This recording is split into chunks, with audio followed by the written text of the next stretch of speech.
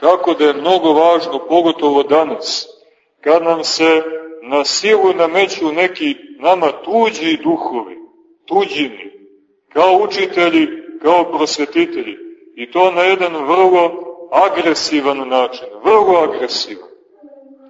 I zbog toga, braći i sestre, nama se valja i braniti. Valja nam se braniti.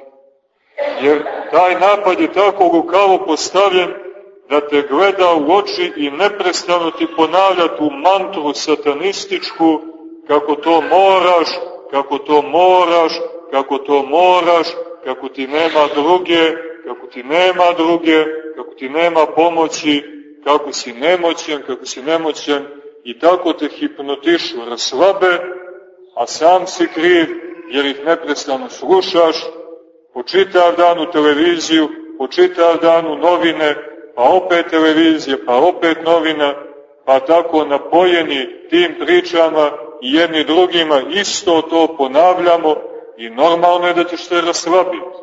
Tu nema molitve, tu nema čitanja Svetoga Evanđelja, glavne knjige u našoj školi, nema čitanja svetih otaca naših.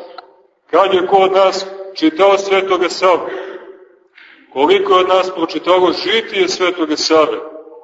Evo prije neki dan brat slavi Svetoga Savu, a nikad žitije nije pročitao. Da ne govorimo o žitiju Svetoga Arsenija, Nikodima, Makarija, Save drugog, uopšte svih naših svetih učitelja i prosvetitelja. Šta o njima znamo, braći i sestre? Ništa. Ništa ne znamo. A kako ćemo znati o njihovoj nauci ako o njima ništa ne znamo?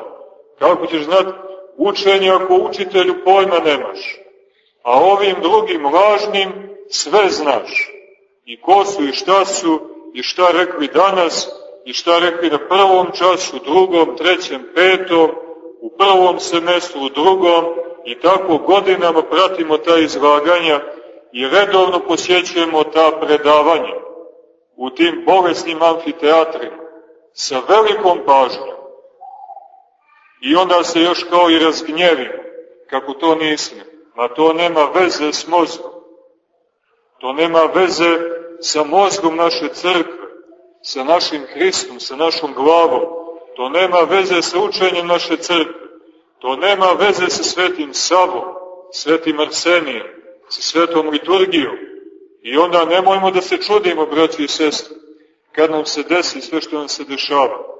Kad nam učitelji predaju to što nam predaju, kad nam otimaju srce, kad nam otimaju identitet, kad nam otimaju jezik. Kako da ga ne otme kad ne umiješ da se koristiš njim? Šta će ti jezik ako ne čitaš svešteno pisanje na njemu? Šta će ti ćirilica ako ne čitaš Sveto Evanđelje? Ako ne čitaš svete oce, ako ne učestvuješ u svetom bogosluženju?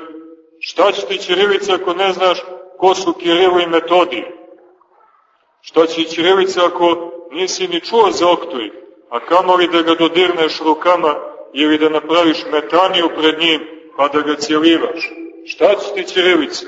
Ne treba ti, nosite to od njega. Dajte mu tamo neka pase, bilo šta.